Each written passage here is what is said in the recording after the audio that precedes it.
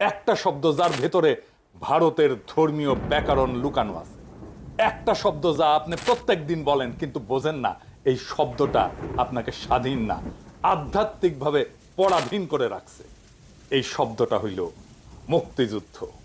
হ্যাঁ, আজ আমি বলবো এই নামটাই বাংলাদেশের সবচেয়ে বড় ভাষাগত প্রতারণা। প্রস্তুত থাকেন, কারণ আজকের এপিসোডে শুধু ইতিহাস না, আপনার পরিচয়ের মাটি নড়ে যাবে। আপনারা দেখেছেন আমার আর ইলিয়াসের কুশপুত্তলিকা জ্বালানো হয়েছে ঢাকা বিশ্ববিদ্যালয়ে। আমি কালে মাইন্ড করেছি, খুবই মাইন্ড করেছি। এই জন্য না যে ওরা আমার কুশপুত্তলিকা জ্বালাইছে, মাইন্ড করেছি যে বেশি লোক হয় নাই। আর অন্য বিশ্ববিদ্যালয়গুলো কি ঘুমাইছে? ওরা কুশপুত্তলিকা দাহ করতে পারলো না, ওরা এই কাম করলো না কে? আচ্ছা ঠিক আছে, আজকে যে পুচ্ছে আগুন লাগানো এপিসোড করব, এইবার কলে 64 জেলায় অন্তত 64টা কুশপুত্তলিকা জ্বালাইতে হবে আমার। উচ্ছে আগুন লেগে দেব বাকশালী ইন্ডিয়া আর বাঙ্গু সুশীল আর ইন্ডিয়ার নব্য লেসপেন্সার বিএনপির কিনিয়া মুক্তিযুদ্ধ নিয়ে, যেটা আগেই কইছি। আপনারা জানেন আমি এইটারে মুক্তিযুদ্ধ বলি না। এইটারে মুক্তিযুদ্ধ কেন বলা উচিত না সেটা নিয়ে আজকের আলাপ। এই আজকের এপিসোডে আমরা দেখাইব যে মুক্তিযুদ্ধ শব্দ দিয়া আমাদের পুরা জাতিকে 50 বছর ধরে মানসিকভাবে বাইন্ধে রাখা হয়েছে। মুক্তিযুদ্ধ মানে স্বাধীনতা না, মুক্তি না, মুক্তিযুদ্ধ মানে দাসত্ব। কেমনে আসেন এইবার দেখি। আমি আগেই বলেছি বঙ্গবন্ধু নামটা ছিল ভারতের তৈরি একটা সফট পাওয়ার টুল, যা দিয়া বাংলাদেশের মন রাজনীতি নিয়ন্ত্রণ করা হয়েছে। গত এপিসোডে এটা দেখেছেন। আজকে আমরা আমি বয়ানের পেঁয়াজের আর একটা স্তর সুলবো আর চোখ দিয়া পানি পড়িবে বাকশালী আর ভারত দুই জায়গাতেই। একটা প্রশ্ন দিয়া শুরু করি। দুনিয়ায় অনেক দেশ স্বাধীন হয়েছে, তাদের স্বাধীনতার জন্য লড়াই করছে, যুদ্ধ করছে। কোথাও কি তারা তাকে মুক্তিযুদ্ধ বলছে? আমেরিকা বলছে, আলজেরিয়া বলছে, ভিয়েতনাম বলছে, ইন্দোনেশিয়া বলছে, কিউবা বলছে, আয়ারল্যান্ড বলছে। একটাও দেশ তাদের স্বাধীনতার যুদ্ধকে মুক্তির যুদ্ধ বলেনি। কোথাও না, ইতিহাসে নাই, রাষ্ট্রতত্ত্বে নাই, রাজনীতিতে নাই। কারণ তারা জানে রাষ্ট্রের স্বাধীনতা একটা রাজনৈতিক ঘটনা, আর মুক্তি এটা আধ্যাত্মিক ঘটনা। দুইটা শব্দ কখনোই এক হয় না। লিবারেশন ওয়ার বলা হয়েছে, কিন্তু লিবারেশন হইতেছে রাজনৈতিক শব্দ, আধ্যাত্মিক শব্দ না। মুক্তি একটা আধ্যাত্মিক শব্দ। তাহলে কেন মুক্তিযুদ্ধ এই আধ্যাত্মিক শব্দ দিয়া আমাদের স্বাধীনতার যুদ্ধকে সংজ্ঞায়িত করা হইল? কেন? খ্রিস্ট ধর্মে মুক্তিরে বলে স্যালভেশন, লিবারেশন না। হিন্দু ধর্মে এটারই বলে মুক্তি বা মোক্ষ, ইসলামে বলে নাজাত। আমরা পরে দেখব কেন স্বাধীনতার সংগ্রাম আর যুদ্ধকে মুক্তিযুদ্ধই বলা হইল। আগে দেখি মুক্তি শব্দটা আসলে কি। মুক্তি শব্দটা আসে সংস্কৃত মুচ ধাতু থেকে, অর্থাৎ বন্ধন মুক্ত হওয়া, জন্ম মৃত্যুর চক্র ভাঙা, মোক্ষ লাভ করা। এটা আত্মার পরম অবস্থা। হিন্দু ধর্মে মুক্তি মানে মোক্ষ, বৌদ্ধ ধর্মে মুক্তি মানে নির্বাণ, জৈন ধর্মে মুক্তি মানে কর্মবন্ধন ছিন্নকরণ। এগুলো কি রাষ্ট্রের স্বাধীনতা? না, এগুলো আত্মার যাত্রা, ধর্মের পরিত্রাণ। আর বাঙালি মুসলমান সমাজে মুক্তি শব্দের জায়গায় দাঁড়ায় আরবি শব্দ নাজাত। এটাও আধ্যাত্মিক মুক্তি, পরকালীন পরিত্রাণ। অর্থাৎ মুক্তি শব্দের দুই পাশেই ধর্মতত্ত্ব, এক পাশে মোক্ষ আর এক পাশে নাজাত। তাইলে মুক্তিযুদ্ধ শব্দটা আমাদের মাথায় কেমনে ঢুকলো, কে ঢুকাইলো, কেন ঢুকাইলো? স্বাধীনতা যুদ্ধকে মুক্তিযুদ্ধ বলা এটা কোনো নির্দোষ আবেগ না। এটা ছিল এক ধরনের ভাষাগত ইঞ্জিনিয়ারিং, যার উদ্দেশ্য ছিল আমাদের স্বাধীনতার অর্থটাই বদলায় দেওয়া, এমন ভাবে বদলায় দেওয়া যাতে সেটা ভারতের তৈরি ন্যারেটিভের ভেতরে পড়ে। মুক্তিযুদ্ধ শব্দটা প্রথম ব্যবহার করা হয় স্বাধীনতার ঘোষণাপত্রে। কে লিখে দিছিল? General Jacob, Indian general. দেখে দিছিল কে? আর এক ইন্ডিয়ান উকিল। বুঝছাও, স্বাধীনতা শব্দ বললে বাংলাদেশি জনগণ দাঁড়ায় মাথা উঁচু করে, কিন্তু মুক্তি শব্দ বললে আপনি দাঁড়ায় যান হিন্দু মোক্ষ এবং আধ্যাত্মিক পরিত্রাণের ভাষার ভেতরে। এখন বলেন তো, এই মুক্তি শব্দকে স্বাধীনতার জায়গায় বসাইলে কি হয়? যেটা হয় সেটা হইতেছে ধর্ম ভাষা রাজনৈতিক ভাষায় রূপান্তরিত হয়। ছিল ধর্মভাষা, হয়ে দাঁড়ায় রাজনৈতিক ভাষা, আর তার ফল হয় ভীষণ। যখন একটা পবিত্র আধ্যাত্মিক শব্দকে রাজনৈতিক স্লোগানে পরিণত করা হয়, তখন এই শব্দটার অর্থ ক্ষয় হয়ে যায়, ধর্মতত্ত্ব দুর্বল হয়ে যায় এবং রাজনৈতিক তত্ত্ব ধর্মতত্ত্বের অধীন হয়ে যায়। জাতির চিন্তা বিভ্রান্ত হয়। লিঙ্গুইস্টিক থিওরিতে একে বলা হয় সেমান্টিক করাপশন, অর্থাৎ শব্দের অর্থের পবিত্রতা ক্ষয় হয়ে যাওয়া। এই সেমান্টিক করাপশন বা শব্দের অর্থের দূষণ, এই কথাটা আরো গভীরভাবে উদাহরণ দিয়ে বুঝানি। কোন পবিত্র বা গভীর বিশেষ অর্থবহ শব্দকে অন্য কাজে অন্যভাবে রাজনৈতিক স্লোগানে যদি ব্যবহার করা হয়, তখন শব্দের আসল অর্থ দুর্বল হয়ে যায়, অর্থ বদলে যায়, এমনকি নষ্ট হয়ে যায়। এই অর্থ নষ্ট হওয়ার ঘটনাকেই বলা হয় সেমান্টিক করাপশন, বাংলায় বলতে পারেন অর্থ দূষণ, অর্থ বিকৃতি। আমরা একটা উদাহরণ দিয়ে দেখি। গুরু, এই শব্দটা, এটা আসল অর্থ কি ছিল?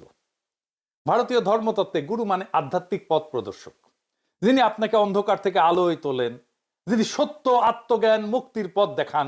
গুরু মানে শিক্ষক প্লাস দার্শনিক প্লাস আধ্যাত্মিক নেতা। অত্যন্ত পবিত্র, গভীর, ভারী শব্দ। এখন গুরু শব্দ কাকে বলা হয়? এই শব্দটা ইংরেজি ভাষার ঢুকিছে। তাই আজকের পৃথিবীতে আমরা দেখি ফিটনেস গুরু, মার্কেটিং গুরু। আমি নিজে মুরব্বী শব্দটা বুঝাইতে গুরুজন শব্দটা ইউজ করি। গুরুজন অনেক ক্ষেত্রে ইউজ করছি। অনেকেই গুরুজনকে গুরু বলে ধরে নিছে। গুরু আর গুরুজন দুটো আলাদা শব্দ। তাইলে বলেন, এই যে ফিটনেস গুরু আর মার্কেটিং গুরু, এগুলো কি সত্যিকারের গুরু? না, এরা শুধু কোন একটা কাজ ভালো জানে। কিন্তু শব্দটা এতই সস্তা হয়ে গেছে, আজকাল যারই সামান্য দক্ষতা আছে তাকেই গুরু বলা হয়। উত্তম কুমারকে গুরু বলা হইতো। উত্তম কুমার কি গুরু? উত্তম কুমারের সিনেমাতে এরকম অনেক দৃশ্য আছে, দেখবেন উত্তম কুমার গান গাইতেছে আর গুরু গুরু বলে চিৎকার দিতেছে। এটাই সেমান্টিক করাপশন, পবিত্র শব্দের অর্থ নষ্ট হয়ে যাওয়া। একটা পবিত্র আধ্যাত্মিক শব্দ হইতেছে গুরু। যখন বাজার, বিজ্ঞাপন, ইউটিউব, টিকটক এগুলো ছড়ায় পড়ে, তখন শব্দটার গভীরতা মরে যায়। গুরু মানে একটা কাজ ভালো করে এরকম লোক, যা কিনা সম্পূর্ণ ভুল অর্থ। এতে শব্দের আসল অর্থ ক্ষয়া যায়, শব্দের মর্যাদা নষ্ট হয়ে যায়, মানুষ শব্দটা শুনলে ভুল ধারণা করে। এখন গুরু মানে আর পথ প্রদর্শক বা আধ্যাত্মিক শিক্ষক না। গুরু মানে এখন যে কেউ যার যা কিছু ভালো জানে, সেই একটা গুরু। আসল অর্থ গায়েব। ঠিক একই ঘটনা মুক্তি শব্দের ক্ষেত্রে ঘটছে, তবে উল্টা ভাবে। সমস্যাটা আসলে কোথায় দেখেন। মুক্তি এই শব্দটা সাধারণ শব্দ না। এই শব্দটা ভারতীয় ধর্ম দর্শনের সবচেয়ে পবিত্র, সবচেয়ে স্পর্শকাতর টার্ম। সবচেয়ে রিলিজিয়াস ফুলফিলমেন্ট হয় মুক্তির মধ্যে দিয়া। মুক্তি মানে কি? মুক্তি মানে মোক্ষ, নির্বাণ, পরম পরিত্রাণ, আত্মার শেষ গন্তব্য। এখন প্রশ্ন হইল, একটা রাজনৈতিক যুদ্ধকে কেন হঠাৎ এই আধ্যাত্মিক শব্দ দিয়ে ডাকতে হবে? কেন? কারণ এটা কোনো কাকতাল না, এটা চালাকি। সফট পাওয়ারের সবচেয়ে সূক্ষ্ম অস্ত্র হলো ভাষা। ভারত খুব বুদ্ধিমত্তার সাথে তাদের ধর্মীয় শব্দ ভান্ডারের সবচেয়ে পবিত্র শব্দটা, সবচেয়ে সেক্রেট শব্দটা আইনে আমাদের রাজনৈতিক সংগ্রামের সাথে এঁটে দিল। যেই মুহূর্তে বলা হলো স্বাধীনতা মানে মুক্তি, স্বাধীনতার যুদ্ধ হয়ে গেল মুক্তিযুদ্ধ। সেই মুহূর্তে আমাদের রাজনৈতিক বয়ানকে সরাসরি ভারতের ধর্মীয় ব্যাকরণের অধীনে পাঠানো হলো। এটাই সমস্যা, এটাই সেমান্টিক করাপশন। এটা সেমান্টিক করাপশন না, এটা সেমান্টিক ক্যাপচার হয়ে গেছে। শব্দের অর্থ বদল না, শব্দ দিয়া জাতির পুরা রাজনৈতিক চেতনাকে বন্দী করে ফেলছে। ধরেন গুরু শব্দটা যদি সস্তা টাইটেল হয়ে যায় তো খুব একটা ক্ষতি নাই, কিন্তু মুক্তি শব্দের ক্ষেত্রে ক্ষতি অনেক। এখানে শুধু শব্দের মর্যাদা নষ্ট হয়নি, আমাদের জাতীয় পরিচয়কে ভারতীয় ধর্মতত্ত্বের অধীনস্থ করা হয়েছে। কারণ মুক্তি মানে মোক্ষ, মুক্তি মানে ভারতীয় আধ্যাত্মিকতার হৃদয়, যেখানে আত্মা বাঁচে, কর্মফল ভাঙে, জন্ম মৃত্যুর চক্র থেকে একজন মানুষ মুক্তি পায়। এখন ভাবেন, এই শব্দে যদি আমাদের স্বাধীনতার ইতিহাস লেখা হয়, তাহলে স্বাধীনতার মালিকানা কার হাতে যায়? আমাদের হাতে থাকে না ভারতীয় ধর্মতত্ত্বের হাতে থাকে? আমাদের তো থাকে না, কারণ মুক্তির ধারণা তো আমাদের না, তাদের ধারণা। শব্দের শিকড়ই তো তাদের, সুতরাং ন্যারেটিভও তাদের হয়ে যায়। এটাই তো উদ্দেশ্য ছিল, আমাদের রাজনৈতিক জন্মকথাকে তাদের ধর্মীয় কল্পনার ভেতরে বন্দী করা। তাই আমি পরিষ্কার বলছি, মুক্তি স্বাধীনতার শব্দ না, মুক্তি ভারতীয় ধর্মতত্ত্বের শব্দ। এই শব্দ দিয়া আমাদের ইতিহাস লেখা মানে স্বাধীনতা না, সাংস্কৃতিক অধীনতার ইতিহাস লেখা। এইবার আসেন বুঝে দেখি কেন এটা বিপজ্জনক। মুক্তি এবং স্বাধীনতাকে মিশায় দেওয়া, এর আসল বিপদটা কোথায়? আগেই বলছি যে মুক্তি তো কোনো রাজনৈতিক শব্দ না, এটা মোক্ষ, নাজাদ, নির্বাণ, আধ্যাত্মিক পরিত্রাণ বোঝায়, একটা পূর্ণ ধর্মীয় ধারণা। এখন এই আধ্যাত্মিক শব্দকে যদি রাজনৈতিক স্বাধীনতার জায়গায় বসায় বলা হয় মুক্তিযুদ্ধ ছিল স্বাধীনতার যুদ্ধ, তাহলে কি হয়? হয় অত্যন্ত বিপজ্জনক একটা গুলায় যাওয়া। স্বাধীনতা মানে হইতেছে রাষ্ট্রের শৃঙ্খল ভাঙা, মুক্তি মানে আত্মার পরিত্রাণ।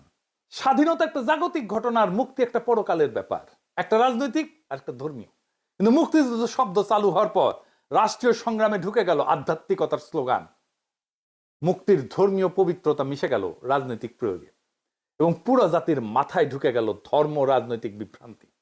এইটা ভুল শব্দ ব্যবহার না, এটা মানুষের চিন্তাকে নড়বড়ে করে দেওয়ার অপারেশন। আর তার উপরে হইল কি, এইটা মুসলমান সমাজে হইল একটা সাংস্কৃতিক আঘাত। কিভাবে? এখানে নাজাত যে ধারণা মুসলমান সমাজে, মুসলমান ধর্মে, সেটা ধারণার সংকোচন হইল। বাংলাদেশের সাধারণ মানুষের কাছে মুক্তি মানে নাজাত, তো নাজাতই হওয়ার কথা, আল্লাহর রহমতে পরকালীন পরিত্রাণ। এখন রাষ্ট্রীয় স্বাধীনতাকেও বলা যদি হয় মুক্তি, তাহলে ধর্মীয় মুক্তির জায়গায় রাজনৈতিক মুক্তি বসে যায় না? বলেন, তাহলে সে মুক্তি বলতে কোনটা বুঝবে? নাজাত বুঝবে না মুক্তিযুদ্ধ বুঝবে? নাজাত মানে তো আধ্যাত্মিক পরিত্রাণ, আর মুক্তিযুদ্ধ হইতেছে রাজনৈতিক মুক্তি। দুইটা আলাদা ধারণা এক হয়ে গেল। এটা ইসলামী বিশ্বাসের কেন্দ্রবিন্দুতে একটা সাংস্কৃতিক আঘাত। কারণ নাজাত আসে আল্লাহর রহমতে, মোক্ষ আসে সাধনায়, স্বাধীনতা আসে সংগ্রামে। এই তিন পথ, তিন জগতের, এটা একসাথে মেলান না। কিন্তু আমাদের বলা হইল এই তিনটা একই শব্দে বোঝানো যায়, যে এক ধরনের ধর্ম, মনস্তত্ত্ব এবং রাজনৈতিক ককটেল। এটাই বিপদ। তাই মুক্তি শব্দটা ভারতের জন্য বাংলাদেশের ভেতরে তার ধর্মতাত্ত্বিক দরজাটা খুলে দেয়। সেই জন্যই ভারতের হেজিমনি, ভারতের কর্তৃত্ব, ভারতের আগ্রাসন, ভারতের দাদাগিরি, এটাকে আমরা ঠেকাইতে পারতেছি না। কারণ এমন জায়গায় ঢুকে গেছে, সেই জায়গাটা আমাদের মনের ভেতরে ঢুকে গেছে। এমন ধরেন বলা হয় বাংলাদেশ মুক্তি পাইছে, ভারতীয় সেনারা সেই মুক্তিতে সহায়তা করছে, তাহলে এই বাক্যটা পুরা বয়ান উল্টায় দেয় না? এখন ভারত মুক্তির মধ্যস্থতাকারী কে হইল? ভারত। পরিত্রাণের সহায়ক শক্তি কে হইল? ভারত। মুক্তির নৈতিক মালিক কে হইল? ভারত। এটা রাজনীতি না, এটা সরাসরি ধর্মতাত্ত্বিক অবস্থান, যেখানে নাজাত হয় খোদা তাআলার দয়ায়, তার মেহেরবানিতে। সেইখানে ভারতকে সেই জায়গায় বসায় দেওয়া হইল, নাউজুবিল্লাহ, যাতে মনে করা হয় আমাদের মুক্তি ভারতের হাত ধরে আসছে। এইটাই হইতেছে ন্যারেটিভ ওনারশিপ, এটাই মানসিক উপনিবেশ, এবং এটা নতুন খেলা না। এর আগে এপিসোডেও দেখাইছি বঙ্গবন্ধু ছিল ভারতের তৈরি সফট পাওয়ারের ব্র্যান্ড। আজ দেখছেন মুক্তিযুদ্ধ শব্দটা সেই একই প্রকল্পের অন্য হাতল। এক হাতে নেতৃত্বের গল্প দখল, আর এক হাতে স্বাধীনতার গল্প দখল। একই নকশা, একই কৌশল, একই স্ক্রিপ্ট রাইটার। আর একটা মজার জিনিস আছে, আসেন সেটা আবার বুঝে দেখি। আমাদের কি শেখানো হইল? মুক্তিযুদ্ধের চেতনা হইতেছে বাঙালি জাতীয়তাবাদ, ধর্ম নিরপেক্ষতা, তাই না? কিন্তু এই যে মুক্তি শব্দটা কি ধর্ম নিরপেক্ষ? তা তো না, এটা তো ধর্মীয় শব্দ, মোক্ষ, নির্বাণ, নাজাতের শব্দ, শতভাগ ধর্মীয় শব্দ। এবং এটা শিকড় ভারতীয় হিন্দু সভ্যতার ভিতরে, এটা শিকড়, এটা শিকড় ভারতীয় ধর্ম বিশ্বে। অর্থাৎ আমাদের বলা হলো ধর্ম নিরপেক্ষতা, কিন্তু সেই ধর্ম নিরপেক্ষতা দাঁড় করানো হইল হিন্দু ধর্মীয় শব্দ ভান্ডারের মধ্যে। তার মানে এই যে ধর্ম নিরপেক্ষতার দাবি, এটা ভারতীয় সভ্যতার আধ্যাত্মিক ভাষা, একটা ককটেল, যেখানে ধর্ম নিরপেক্ষতা দাঁড়ায় আছে ধর্ম সভ্যতার উপরে। ফল, আপনি ভাবতেছেন আপনি ধর্ম নিরপেক্ষ, কিন্তু আসলে দাঁড়ায় আছেন ভারতীয় ধর্ম সভ্যতার ব্যাকরণে।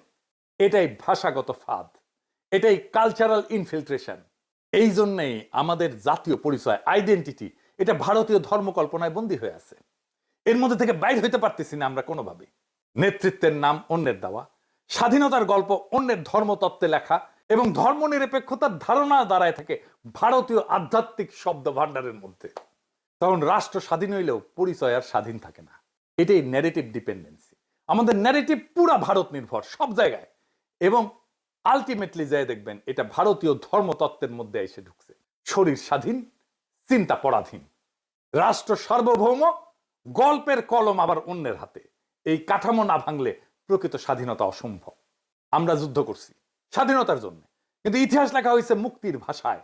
1971 সালে আমরা বাংলাদেশ রাষ্ট্র পাইছি, কিন্তু সেটা মুক্তি না, রাষ্ট্রের জন্ম, রাজনৈতিক সার্বভৌমত্ব। মুক্তির অর্থ হইতেছে আধ্যাত্মিক পরিত্রাণ। মুক্তি শব্দটাকে রাজনীতি থেকে আলাদা করতে হবে। এই দুই জগৎকে এক করে বানানো হয়েছে, এইটা ভারতীয় ধর্ম সভ্যতার ন্যারেটিভ। আমরা লড়ছি স্বাধীনতার জন্য, কিন্তু আমাদের বলা হইলো আমরা পেয়েছি মুক্তি। আর সর্বনাশ, কি মজা! মজা না। এই একই শব্দ আমাদের আত্মবিশ্বাসকে ধ্বংস করে দেয়, আমাদের পরিচয় অন্যের হাতে তুলে দেয়, আমাদের ইতিহাসকে অন্যের ধর্মীয় ফিল্টারে রঙিন করে দেখায়। স্বাধীনতা আমরা পাইছি পাকিস্তানের হাত থেকে, কিন্তু মুক্তির ভাষা আমাদের বেঁধে রাখছে ভারতের হাতে। সাংস্কৃতিক ভাবে, মনস্তাত্ত্বিক ভাবে যে জাতির ইতিহাস অন্যের ধর্মতত্ত্বে লেখা হয় সে জাতি স্বাধীন না, শুধু স্বাধীনতার গল্প শোনে সে। এই ভাষার শৃঙ্খল ভাঙাই আমাদের প্রকৃত স্বাধীনতার শুরু। একটা জাতিকে অধীন করতে তার ভূমি লাগে না, তার ভাষা দখল করলেই হয়, তার যুদ্ধের নাম বদলাইলেই হয়, তার ইতিহাসকে অন্যের ধর্মে অনুবাদ করলেই হয়। 1971-এ আমরা পাকিস্তানকে হারাইছি, এখন সময় ভারতীয় সভ্যতার এই ভাষাগত শৃঙ্খল ভাঙার। এটাই নতুন স্বাধীনতা। মুক্তিযুদ্ধের শব্দটাকে ভাঙতে হবে, মুক্তিযুদ্ধের এই শব্দের শৃঙ্খল ভাঙতে হবে, তাহলেই আমাদের স্বাধীনতা সত্য হবে। ইনকিলাব জিন্দাবাদ।